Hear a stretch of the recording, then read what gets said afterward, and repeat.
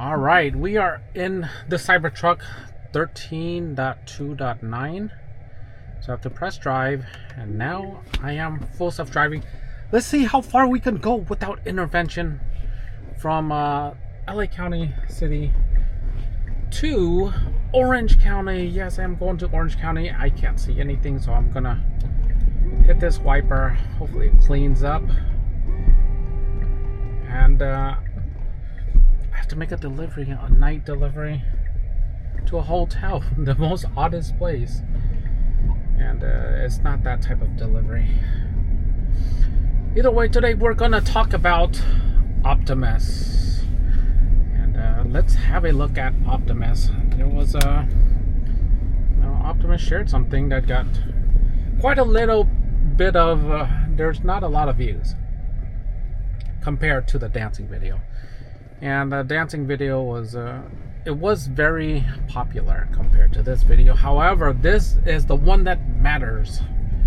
All right, let's just have a look before I break it down.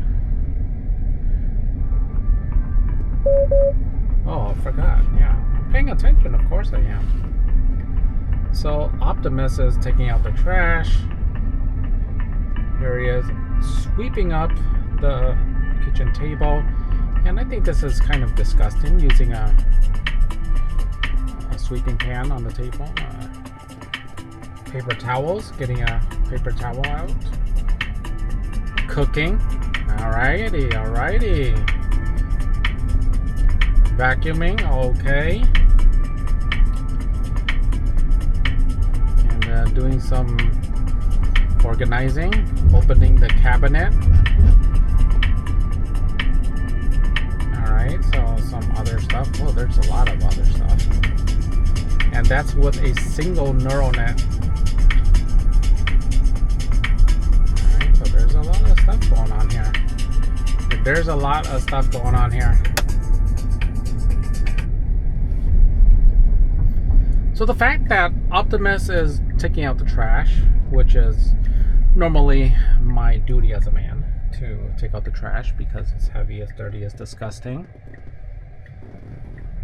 All of a sudden, I have, this is assuming that I get a Optimus robot, I would have one less task. And you might think that that's such a great thing, there's no more tasks. But, you know, the way maybe an Asian lady would see it is that you lazy. You lazy. You're no longer a man. She don't need you anymore because she has Optimus. And maybe she's not wrong, because maybe we've paid a lot of money for our Optimus, and she don't need a man anymore because Optimus can please her now. Well, Optimus can't please her in every way. I mean, there's just no way that Optimus can get her off by producing like a lot of money. So Optimus still has that issue. I mean, there's only one way to satisfy that lady, is just by making it endless amounts of money. That's the only way you could possibly please Asian ladies. So there's other things here.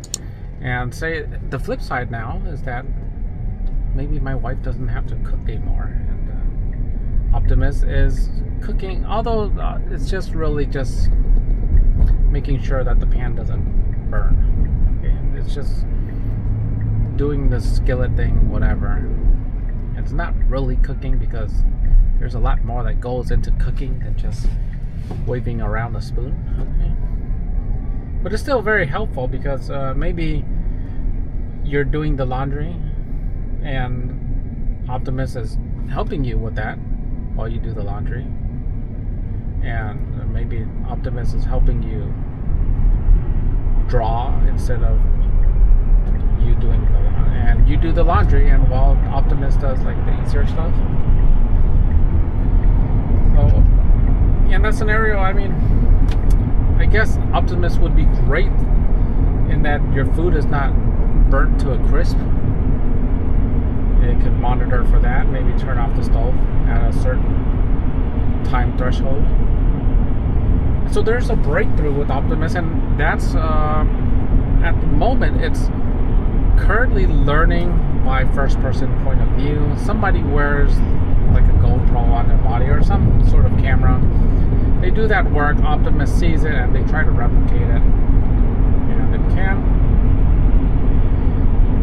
But the breakthrough is that Optimus can now watch a third-party video, a YouTube video, and see from a third-party point of view, and from that decipher what is going on and do that thing. It's kind of amazing if it can pull it off and pull it off well. I see a technical limitation in that when you're looking through a screen, you can't really feel pressure, or it's hard to imagine pressure, and if you're doing something pressure related, maybe it's harder to decipher, read between the lines, and that's what Optimus is going to have to be good at, is reading between the lines, because when people describe what you need to do, believe it or not, people are not very good at describing, like, to the details. For instance, if you're a computer and somebody is telling the computer, okay, open this jar of peanut butter. So the robot, on the other hand, is gonna have. It's not so simple as just grabbing the top and opening the can. There's a certain amount of pressure that the top has to be held at. Otherwise, when you turn the lid, your hand is gonna slip, and the robot's not going to automatically know that stuff. You can't assume that, and so it has to know just with that simple motion that it has to use a certain amount of pressure and figure it out. What if the robot's trying to open a bottle of medicine? Does it know that you have to push down and maintain that pressure and then turn? See, it's just it can be tricky if you're trying to learn like general AI. It's a tricky business. And the neural nets, hopefully, you can figure that out. Yeah, so the Tesla Optimus is going to be a big thing, and we are on the way still. Let's see how much further. There's 23 more minutes until I get to this location. And on the freeway, I'm going 67. I don't feel that's fast enough because freeway speed is 65. So let's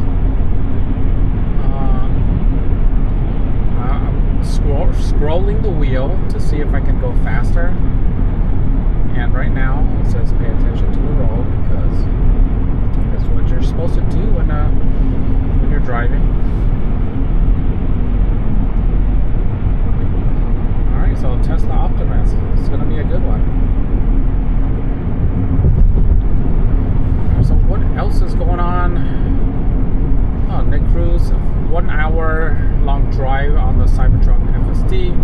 There is no other pickup truck on the market that can drive itself. And that is true. This is the Cybertruck. And driving a truck in general is not a fun thing. Having a truck drive itself for you is phenomenal. It is absolutely phenomenal.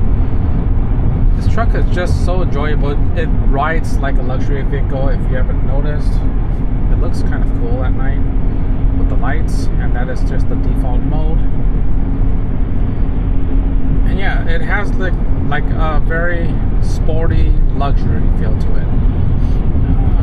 Like a cross between, I would say, Lexus and BMW. Maybe more towards like the BMW side, because the seats they're a little bit stiffer, definitely. And the suspension can be a bit stiff at times. It's not as floaty as Lexus, but it's still very comfortable. Very comfortable. Unlike any other trucks. I had a F250, and that thing was just a noise machine. It was just so loud. It was diesel, so it had great pulling power. It wasn't particularly fast. This thing blazing fast in comparison, and it's faster than most cars by far faster than most cars. So it's a different experience because you just don't really drive anything this large and fast at the same time. It's kind of wild if you think about it. I mean, if you get into like a collision, it's kind of wild too. You don't want to think about that.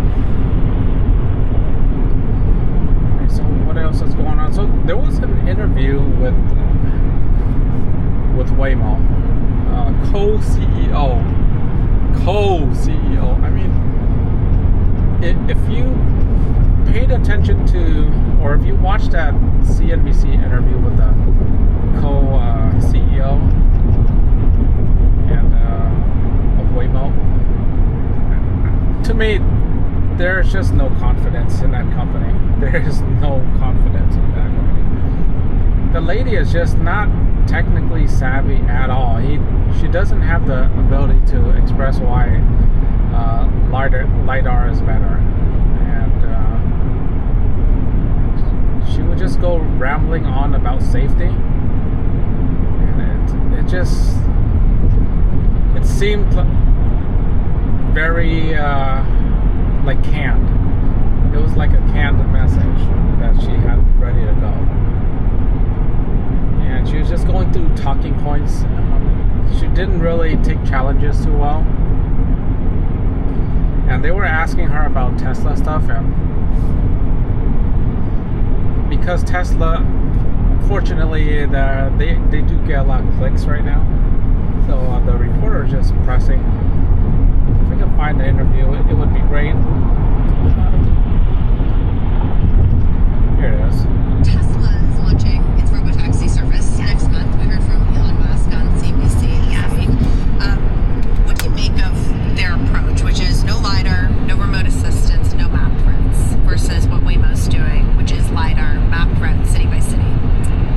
I think it's been really important for us to prove out the safest path to doing this. You know, asking people to trust. Alright, so she's already pivoting on the question, LiDAR versus vision. Oh, we want safety. Okay, whatever. Us asking people to put their children, their families in a Waymo vehicle without a human behind the wheel is a brand new product category. It's a brand new experience. So for us, there's no reason to eliminate aspects that make it safe. And so that's what we've been laser focused on, is what is the safest path to doing this. Now, we're the only company that starting October of 2020 removed the driver. And so there's probably a lot of ways it can be done, but we're the only ones that have done it. And we've been doing it 24 hours a day for almost 5 years. And so to us, it's really... So they've been doing it for almost 5 years. So here's the deal. They've been doing it for almost 5 years. And they're still not on the freeway yet. They've been doing it for 5 years. Their geofence, okay, I live in LA County. Their geofence doesn't include the whole county. I'm just right outside of the county. The fence hasn't even expanded to my area. It's kind of disappointing. I was looking to use it to get to the LAX, but the fence does not expand. It just sits there. So if you're looking to, what are they doing? If you're looking to use it and it's just so close to your area, there's a chance that it just stays in that city. I mean, it's made for a pre-planned mapped city, and it doesn't go on the freeway. It's not particularly cheap, and it's not making money still. Okay, it's still not making money because they bought out all those Jaguars, which are not cheap, and their LiDAR equipment, which is not cheap either. Oh yeah, they get the funding because they're part of like Alphabet. They get the funding from Google, which is like a very large company, part of Mag 7. So that's how they get their funding. But let's go on. Important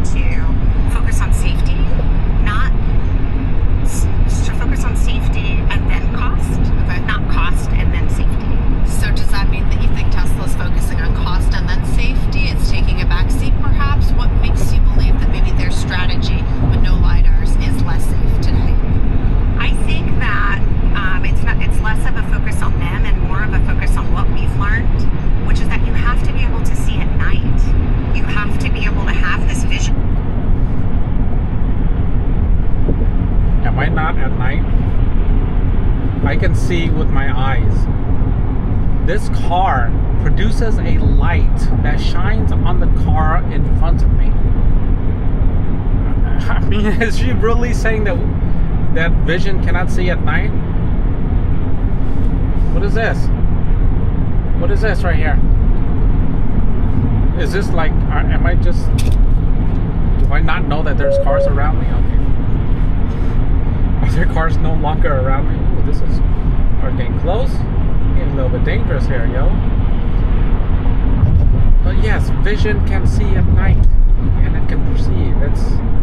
It's not all that strange. You see, I'm not touching, look, I'm not touching the steering wheel. Yes, this thing works at night. Believe it or not, Tesla Vision works at night. Let's go on. That's better than humans. You're right? Like, what we're doing is we're replacing humans. We're not asking you to sit behind the wheel and take over the vehicle at a really vulnerable moment. Right. Instead, we're inviting you to sit in the back seat, relax and unwind, and get safely to your destination. That's a very different value proposition, but it's... All right, she does bring up a factor that Tesla is going to run into, and that's when the car gets to a moment where it just stops and it doesn't move. And guess what happens to Waymos too? Waymo they're well known that when you put like a safety coat on the hood, the car just cannot move. It just like shuts them down. So Tesla can get into scenarios where you can't move either, and it's a temporary scenario. Sometimes it gets to a light, and then at a red light it can yield and then make a right turn, but instead it'll wait all the way till the light turns green. That's how it maintains the safety. Is it the best way to drive? No, it's not. It's not a great way to drive, but at least you can say it's the safe way to drive. Yeah, people behind you, they're gonna get angry. So you have to take into consideration, just because you're driving the safest way, it doesn't mean like that if you yield at a stop sign and then you turn, that is unsafe. That is not the case. Sure, it's safer if you're going to wait all the way till it's green, because the chance of somebody running a red light on the other side is very low. And on top of that, you're looking at the other side as well. So there's some sort of balance there, right? Because if you go ultra safe, you want to go ultra safe, just drive when no one's driving. Drive like at 5 a.m. in the morning. No one's on the road at that time, or very little people. That's the safest way, but it's not very practical. So you have to take that into consideration, that there's practicality involved. That requires belts and suspenders, and that's the approach that we've taken. Right, and I mean, I've been covering the industry for a long time. I saw what happened with Uber when it ran into its issues. Saw what happened with Cruise. Are you worried that as Tesla rolls out and maybe they're putting cost ahead of safety, are you worried that there could be an accident that sets the whole industry, the autonomous industry, back? I think in the early days of a nascent technology, like having a healthy worry about how it takes a long time to earn trust, and it doesn't take that long to lose it. Absolutely. And so, of course, with everyone, we want all competitors to enter this space focused on safety. Like, that's the only reason it's worth it. Can your technology make the road safer for humans? Yes or no? And so, of course, we have a healthy worry about that, no matter who the company is. But that's because there can always be an overreaction by regulators. Like, their job is to protect the public. This is part of why we have the safety hub. We think it's our job to make clear that our technology is unique to Waymo. It's developed, designed, assembled here in the US, and it's proprietary to us, and no one else has it, and we put our safety stats out there. Right. And so, So Waymo is proprietary, Tesla is proprietary. Tesla has done something that's similar to Waymo. Waymo is trying to sell their tech to GM and Toyota. Tesla is also open to that as well. I believe if you just follow the Tesla guidelines, have the cameras where they're supposed to go, then maybe your system can use Tesla as well. So, I mean, I know that Elon is open to allowing others to use Tesla. And Waymo, I mean, that has to be part of their business model because they don't make cars.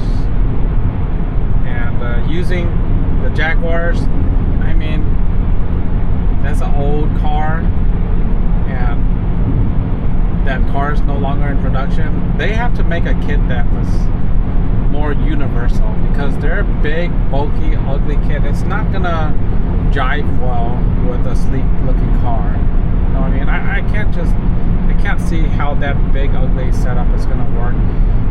Let's say you're driving a Mercedes coupe, and then you have all this LiDAR equipment. That just makes it look completely ugly. What is the point? You know, with Tesla, you can have your car look however you want. I mean, you can have the hottest thing on the road and then still have full self-driving or equivalent ADAS system, and it looks good. It can go through a car wash. It's not gonna get knocked off by those brushes. It's just one of those things, okay? Transparency mixed with safety, mixed with years and years of experience, ultimately should be enough, but yeah, it makes us worry. People actually riding in the cars. We talked about this before, right? There's actually probably no better test. I know that living in San Francisco, if someone gets in, they may be very nervous, but they're quickly sort of see it for themselves. It's interesting that.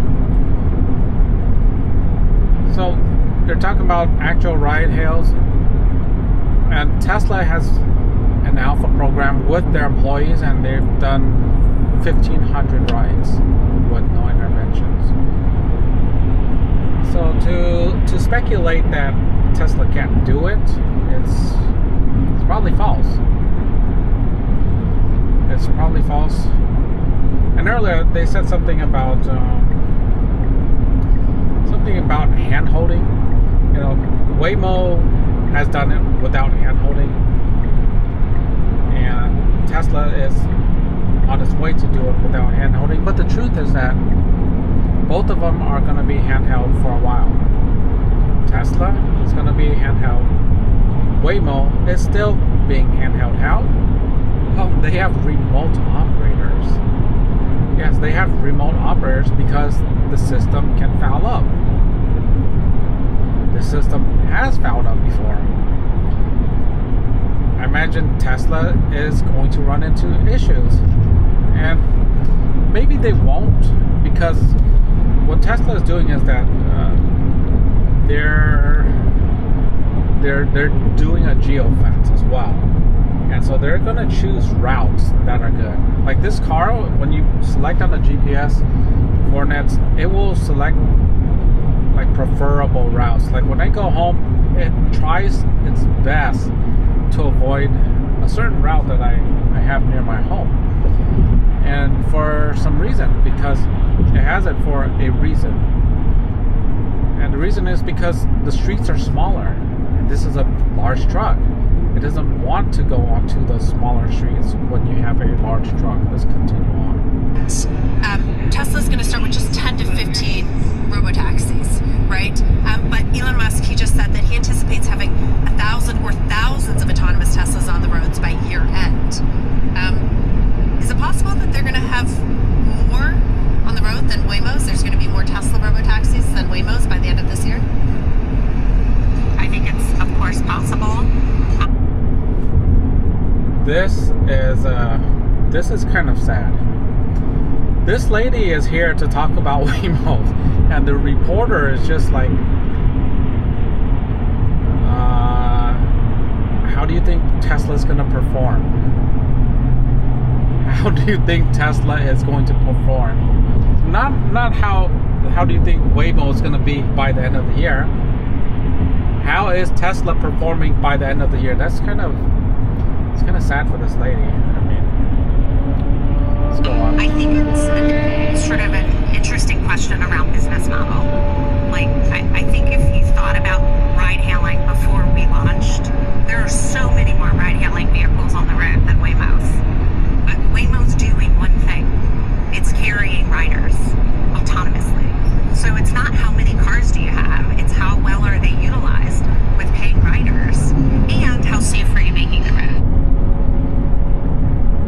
side pivoted this.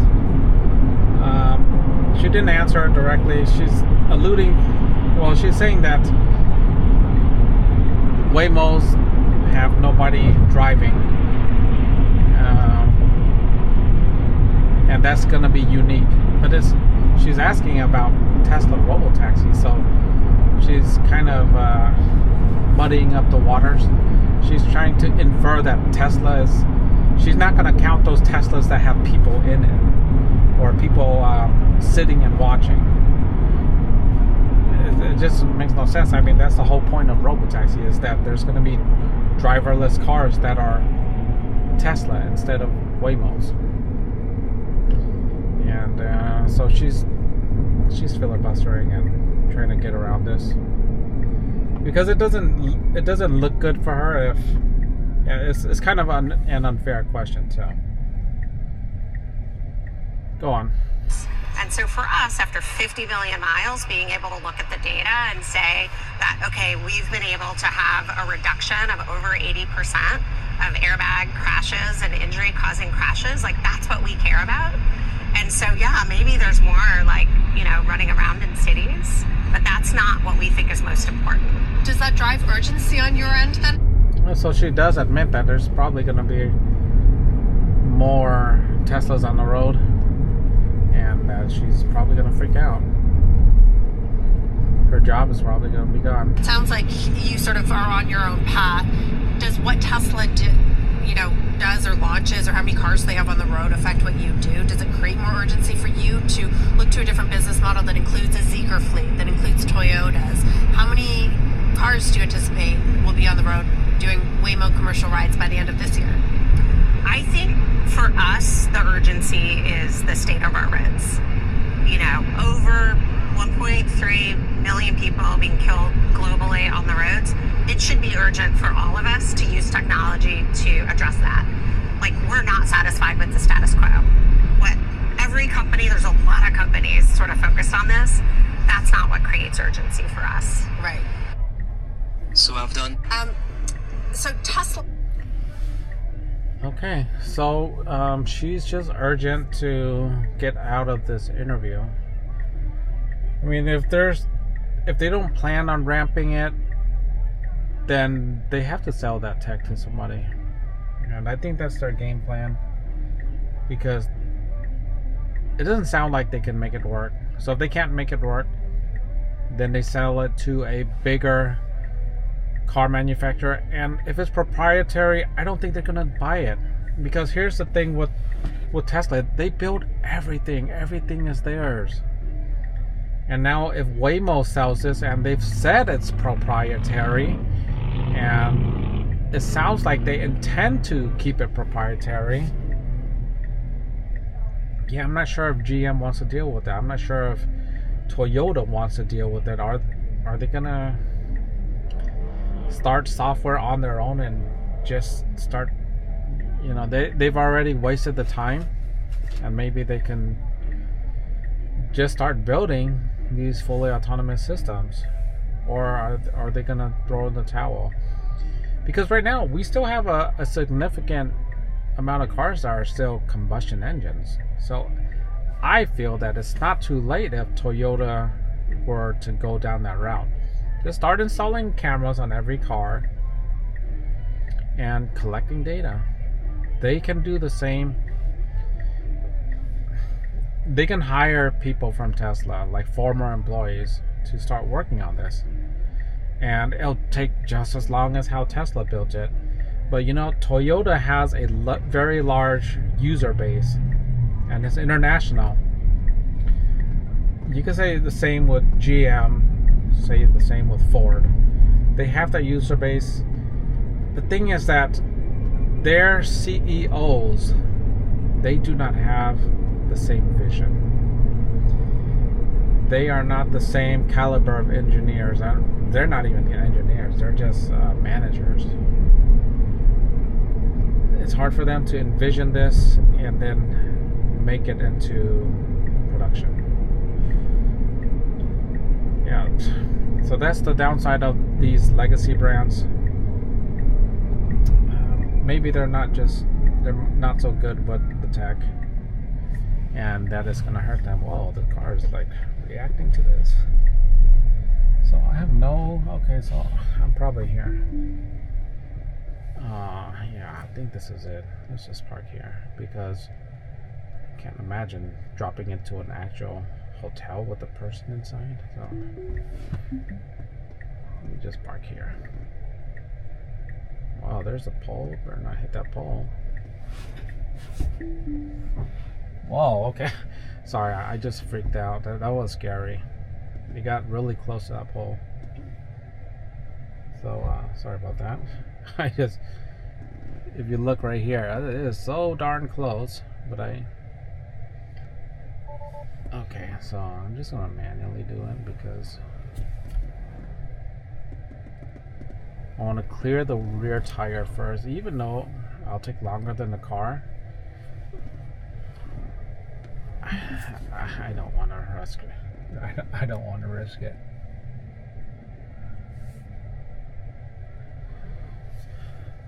Here we go. One more try. Alright, that pole, we're clear. And I have made it. Anyhow, so the whole thing was without intervention, except for this parking. Just because I did not trust it. Maybe not the car's fault, I just freaked out. Anyhow, thank you so much for watching. I hope you guys enjoyed the video. Be sure to like, subscribe, share. See you in the next one. Take care.